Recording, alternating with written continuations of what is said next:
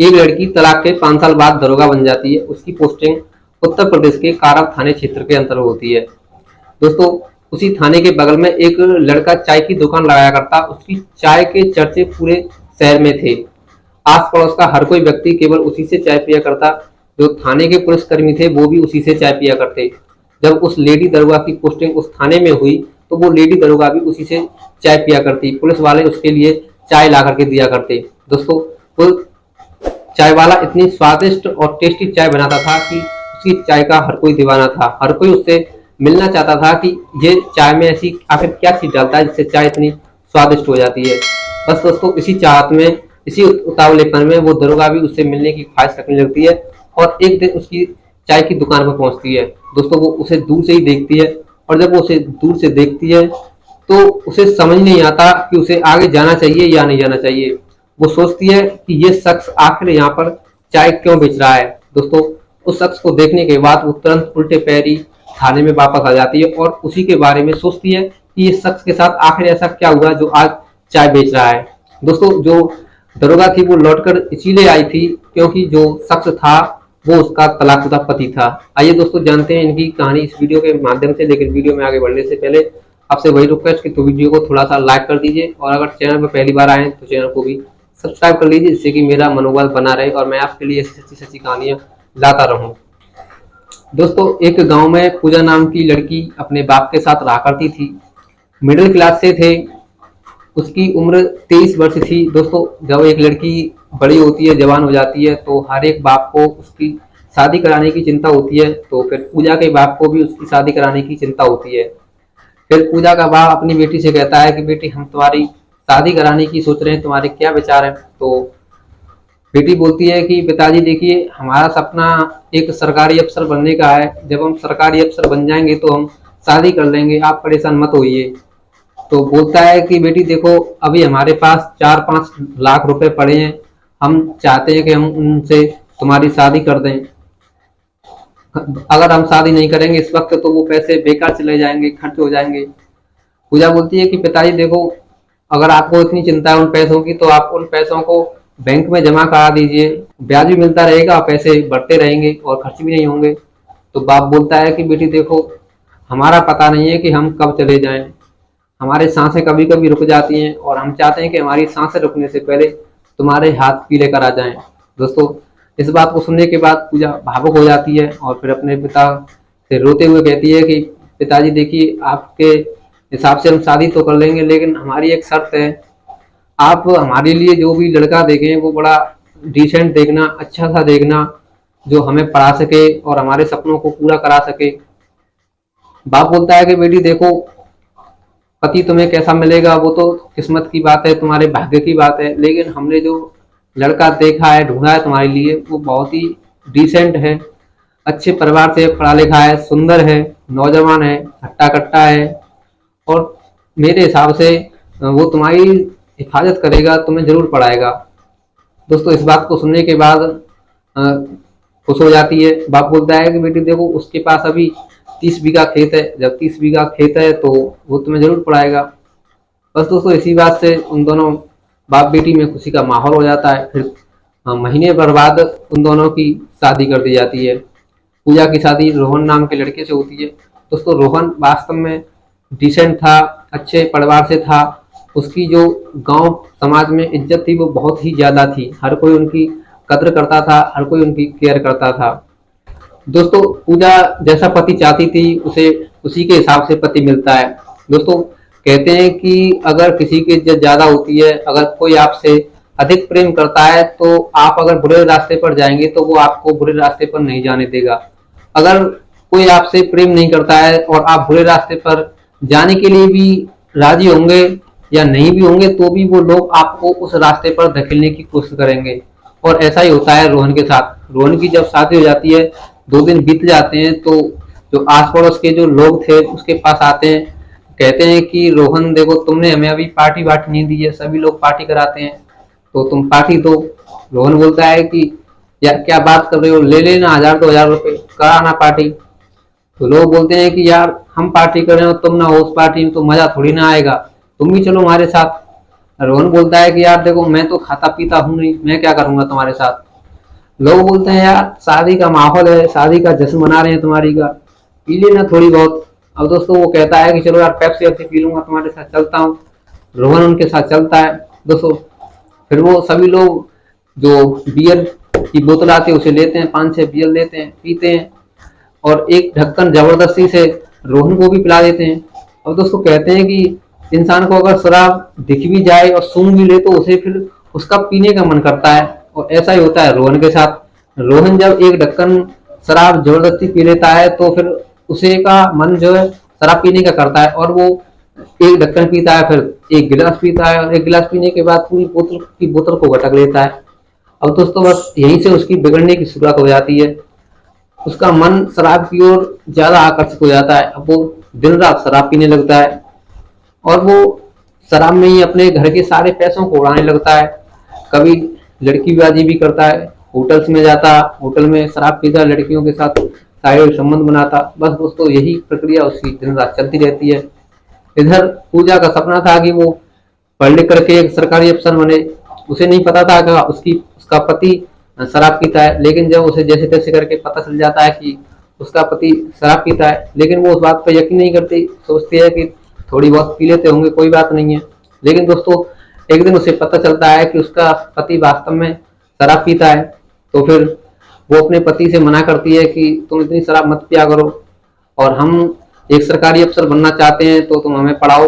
बस दोस्तों इसी बात से रोहन चिढ़ जाता है, बोलता है कि तू पढ़ेगी इस घर में। बस दोस्तों यही कहते हुए उसे वो पीटने लगता है, मारता है। अब दोस्तों एक लड़की को अगर उसका पति दारू पी करके मारे तो एक किसी भी लड़की को ये मुमकिन नहीं होता है। वो तुरंत ही अपने पिताजी को फोन करती है उसी वक्त, और उसका पिता उसे बुला करके वहां से ले जाता है। दोस्तों वो अपने पियर में पहुंच जाती है और वहीं से अपनी जो सरकारी बनने का सपना था वहीं से पढ़ाई करती है। अब दोस्तों रोहन शराब के नशे में चकनाचूर हो गया था।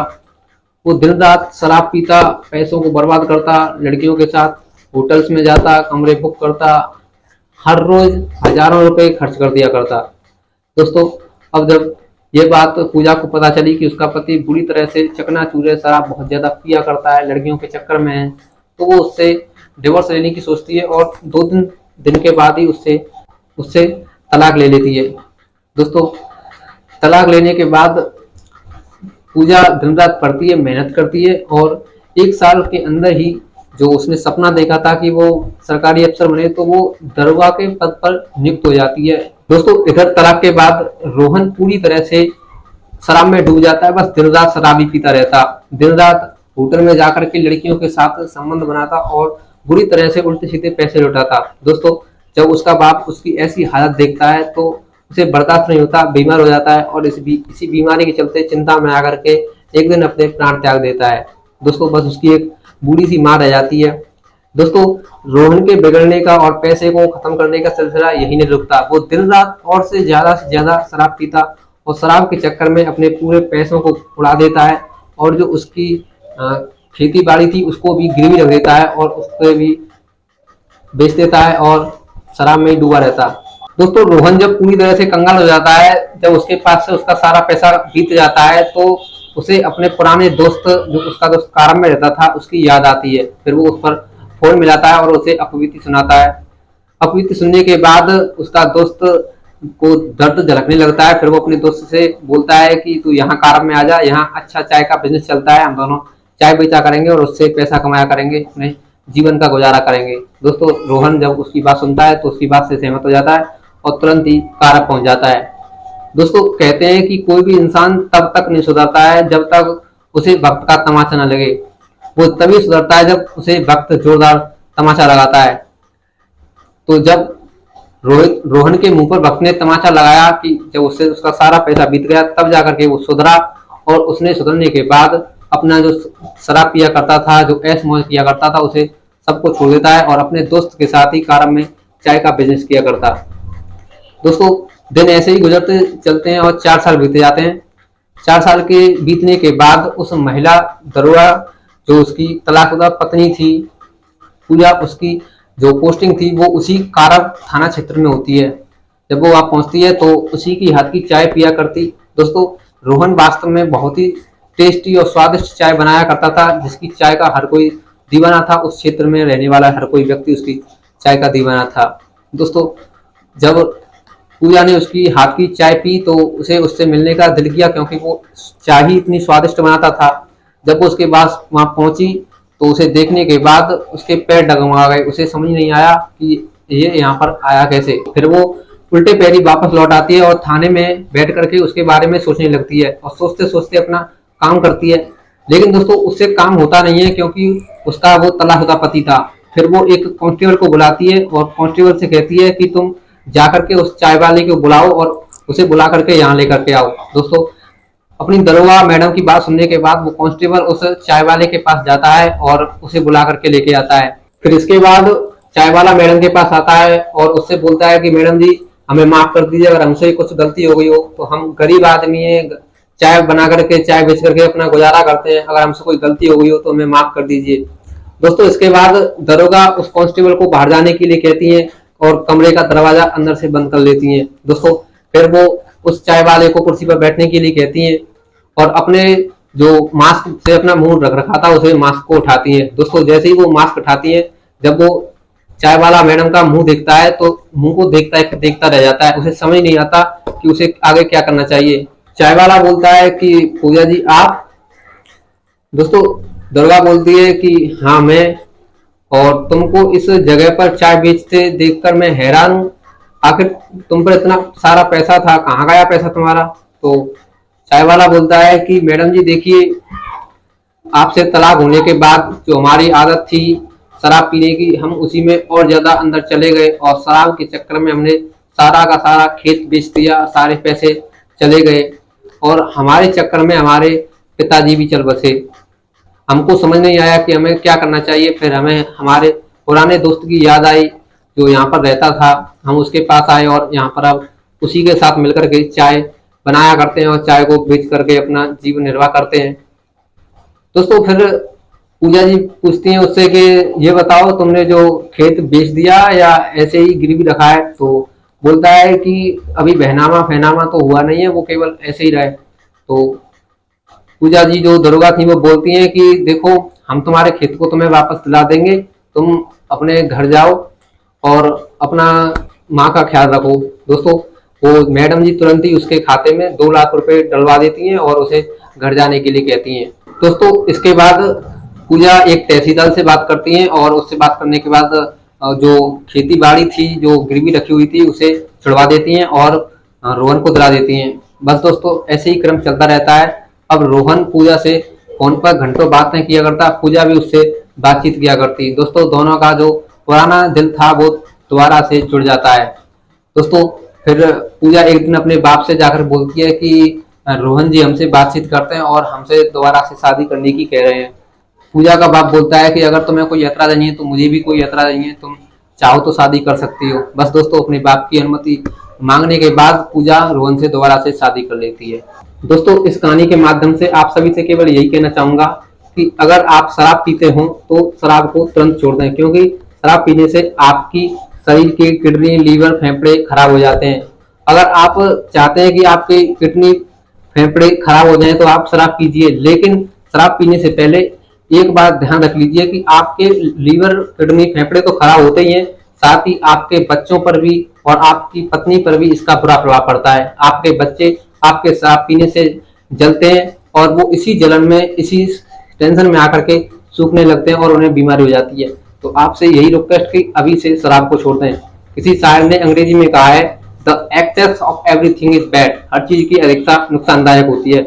अगर आप कभी जब शराब पीने के इच्छुक हैं तो आप कभी जब भी शराब पी सकते हैं, लेकिन वो भी लिमिट में, थोड़ी बहुत। तो दोस्तों, बस आपसे एक ही रिक्वेस्ट कि अगर आप शराब पीते हैं तो शराब को पीना छोड़ दें। तो दोस्तों, कैसी लगी कहानी? अगर कहानी अच्छी लगी हो तो वीडियो को थोड़ा सा लाइक कर दीजिए और अगर चैनल पर पहली बार आए तो चैनल को भी सब्सक्राइब कर लीजिए, जिससे कि मेरा मनोबल बना रहे और आपके लिए मैं सच्ची सच्ची कहानियां लाता रहूं। चलिए दोस्तों, मिलते हैं ऐसी अगली सच्ची कहानी के साथ। तब तक के लिए जय हिंद, जय भारत।